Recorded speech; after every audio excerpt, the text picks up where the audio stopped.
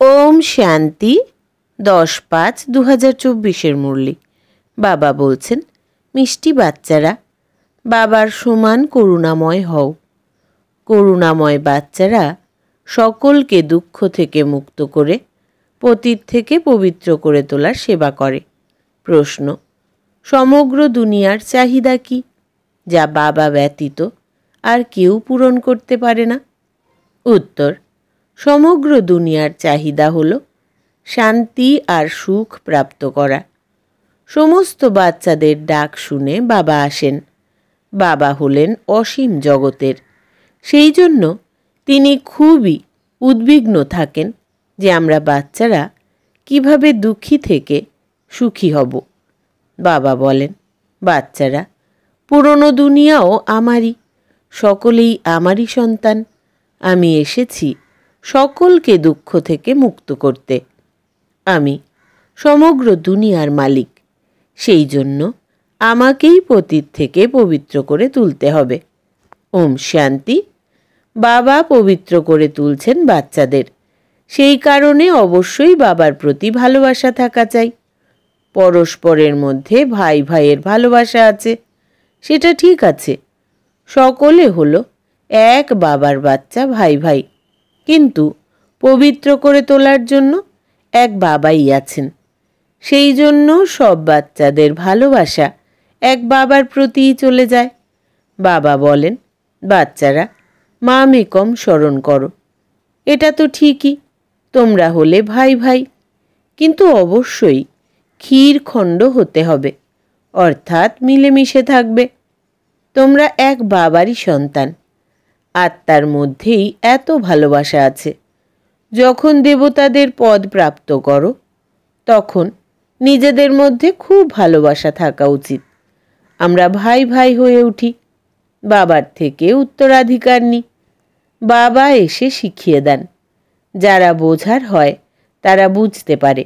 এটা হলো স্কুল বা বড় ইউনিভার্সিটি। বাবা সকলকে দৃষ্টি দেন বা স্মরণ করেন। সমগ্র দুনিয়ার মানুষ মাত্রই, দুনিয়ার সকল আত্মারাই অসীম জগতের পিতাকে স্মরণ করে। সমগ্র দুনিয়াই হলো বাবার, নতুনই হোক বা পুরনো। নতুন দুনিয়া বাবার, তো পুরানো দুনিয়াও কি নয়? এই বাবাই সকলকে পবিত্র করেন। পুরানো দুনিয়াও আমার। আমিই হলাম সমগ্র দুনিয়ার মালিক। যদিও আমি নতুন দুনিয়াতে রাজত্ব করি না, কিন্তু সে তো আমারই, তাই না? আমার বাচ্চারা আমার এই বড় বাড়িতেও খুব সুখী থাকে, আর তারপর আবার দুঃখও পায়। এটা হলো খেলা। এই সমগ্র অসীম জগৎ হলো আমার গৃহ। এটা হলো বড় মঞ্চ। বাবা জানেন, সমগ্র গৃহে আমার বাচ্চারা আছে। সমগ্র দুনিয়াকে দেখেন, সব হলো চৈতন্য। সব বাচ্চারা এই সময়ে দুঃখী, সেই জন্য ডাকতে থাকে, বাবা, আমাদের ছি ছি দুঃখী দুনিয়ার থেকে শান্তির দুনিয়ায় নিয়ে চলো। শান্তিদাতা বাবাকেই ডাকে। দেবতাদের তো বলতে পারো না, সকলেরই হলো সেই এক বাবা। সমস্ত সৃষ্টির জন্য ভাবনা তাঁর থাকে। অসীম জগতের আলোয় এটি। বাবা জানেন, এই অসীম জগতের গৃহে এই সময়ে সবাই হলো দুঃখী। সেই জন্য বলে শান্তির দেব, সুখদেব, এই দুটো জিনিসই চায়। এখন তো জানো, আমরা অসীম জগতের পিতার থেকে সুখের উত্তরাধিকার নিচ্ছি। বাবা এসে আমাদের শান্তিও দেন, সুখও দেন। সুখ শান্তি দেওয়ার মতো আর কেউ তো নেই। বাবার দয়া হয়। উনি হলেন অসীম জগতের পিতা। তোমরা বুঝতে পারো, আমরা এই বাবার বাচ্চারা খুব সুখী ছিলাম যখন পবিত্র ছিলাম। এখন অপবিত্র হওয়ায় দুঃখী হয়ে গেছি। কামনার চিতার ওপর বসে কালো পতিত হয়ে যায়। আসল কথা হলো, বাবাকে ভুলে যাও। বাবা এত উঁচু পদ দিয়েছেন। গাওয়াও তো হয় যে তুমি মাতা পিতা। সুখ ছিল, সেটা তোমরা আবার এখন নিচ্ছ, কারণ এখন দুঃখ ছেয়ে আছে। এটা হলো তমপ্রধান দুনিয়া। বিষয় সাগরে হাবুডুবু খেতে থাকো, কিছুই বুঝতে পারে না। তোমরা এখন বুঝতে পেরেছ। তোমরা বুঝতে পারো যে এটা হলো রড় নরক। বাবা বাচ্চাদেরকে জিজ্ঞাসা করেন, এখন তোমরা নরকবাসী না স্বর্গবাসী? কেউ মারা গেলে সাথে সাথে বলে দেয় স্বর্গবাসী হয়েছে, অর্থাৎ সকল দুঃখ থেকে দূর হয়ে গেছে।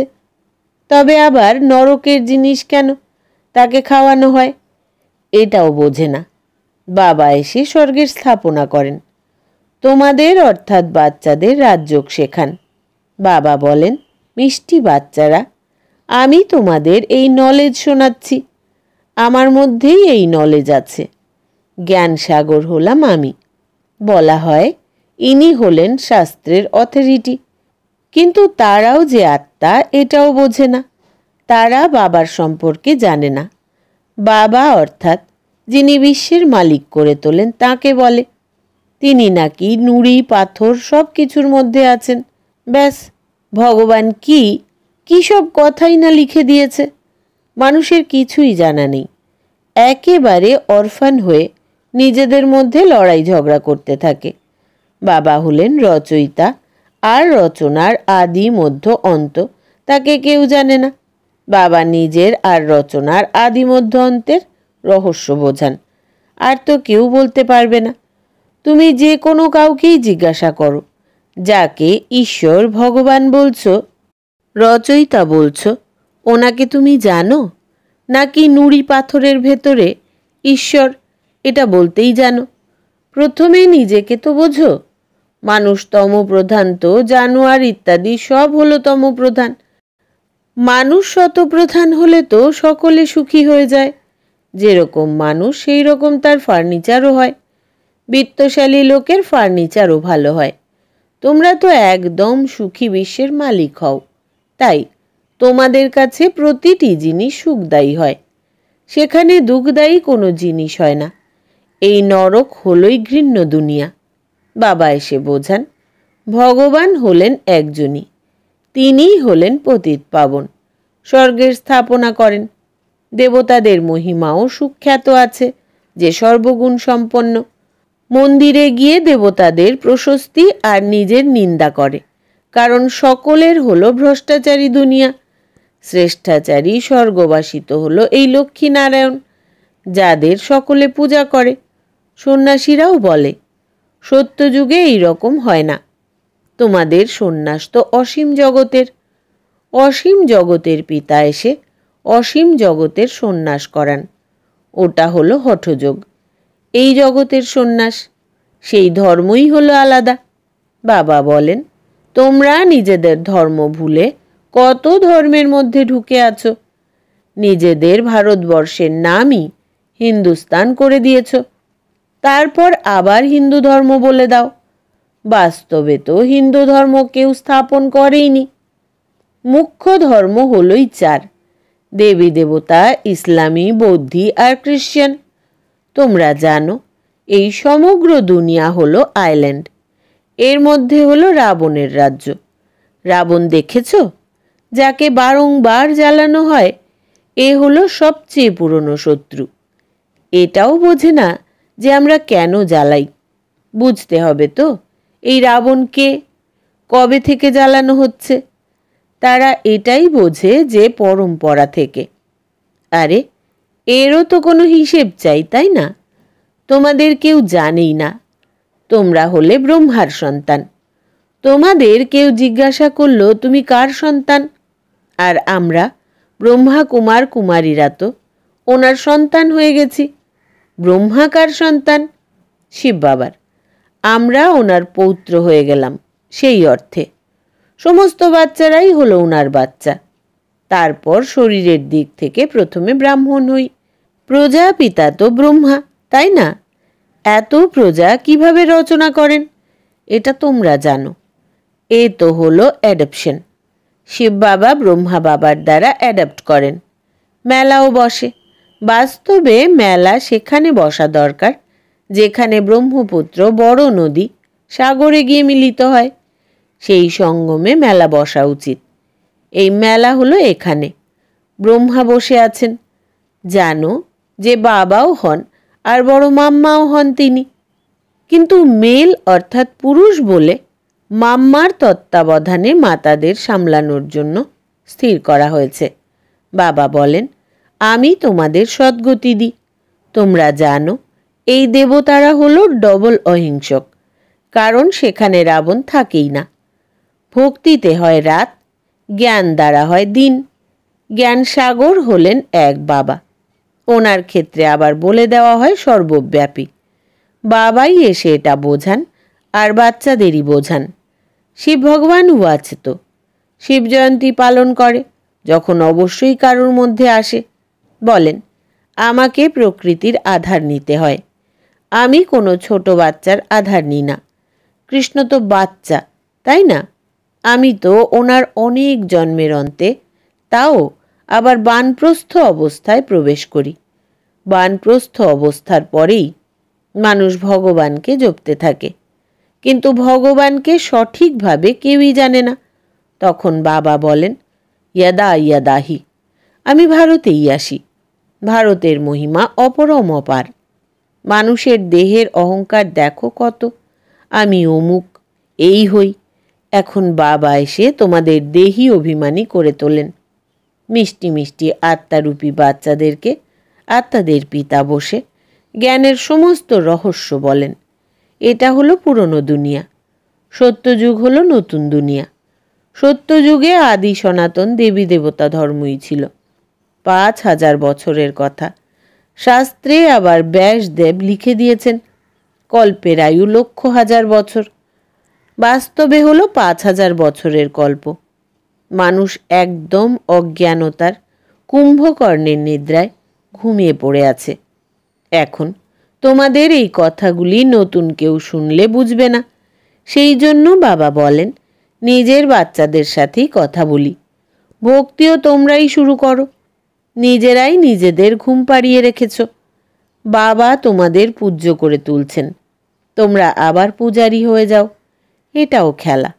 কোনো কোনো মানুষ কোমল হৃদয়ের হয়ে থাকে, তাই খেলা দেখলেও কাঁদতে থাকে।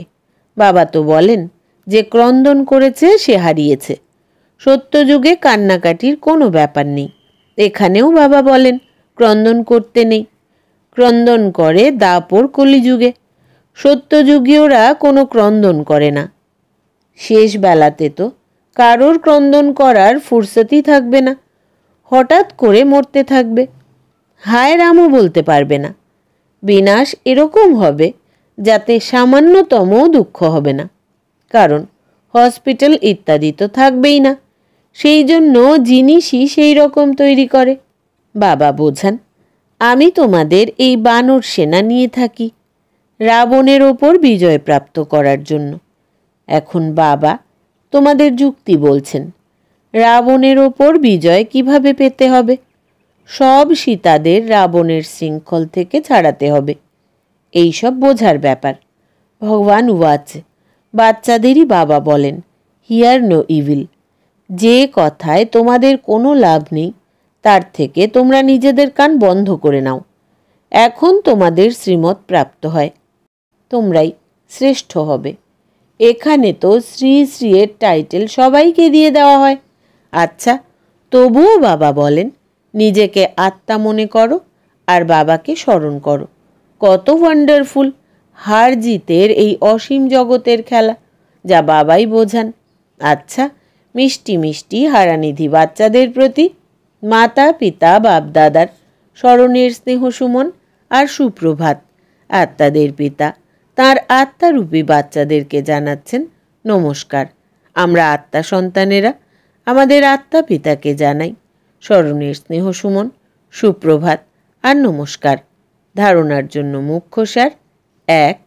বাবার সমান করুণাময় হতে হবে। সবাইকে দুঃখ থেকে মুক্ত করে পতিত থেকে পবিত্র করে তোলার সেবা করতে হবে। পবিত্র হওয়ার জন্য এক বাবার সাথে খুবই ভালোবাসা রাখতে হবে। 2. বাবা বলেন, যে কাঁদে সে হারে, অর্থাৎ হারিয়ে ফেলে। সেই জন্য যে কোনো পরিস্থিতিই হোক তোমরা কাঁদবে না। বরদান: স্ব এর রাজ্য দ্বারা নিজের সাথীদেরকে স্নেহী সহযোগী বানানো, মাস্টার দাতা ভব। বেস্তার, রাজা অর্থাৎ দাতা। দাতার কাছে বলতে বা চাইতে হয় না। স্বয়ংই প্রত্যেকে রাজাকে নিজের স্নেহের সওগাত অফার করে। তোমরাও নিজের ওপরে রাজত্ব করা রাজা হও, তবে প্রত্যেকে তোমাদের সামনে সহযোগের সওগাত অফার করবে। যার নিজের ওপরে রাজত্ব আছে তার সামনে লৌকিক অলৌকিক সাথী জি হাজির, জি হুজুর বা হাজি বলে স্নেহী সহযোগী হবে। পরিবারের মধ্যে কখনো অর্ডার চালাবে না। নিজের কর্মেন্দ্রিয়গুলোকে অর্ডারে রাখো, তবে তোমাদের সকল সাথী তোমাদের স্নেহী সহযোগী হয়ে যাবে। স্লোগান: সর্বপ্রাপ্তির সাধন থাকা সত্ত্বেও বৃত্তি উপরাম মানে ঊর্ধ্বমুখী থাকবে, তখন বলা হবে বৈরাগ্য বৃত্তি। সর্বপ্রাপ্তির সাধন থাকা সত্ত্বেও বৃত্তি উপরাম মানে ঊর্ধ্বমুখী থাকবে, তখন বলা হবে বৈরাগ্য বৃত্তি। আচ্ছা, আজকের সমান হচ্ছে আমি স্বরাজ্য অধিকারী আত্মা। ওম শান্তি।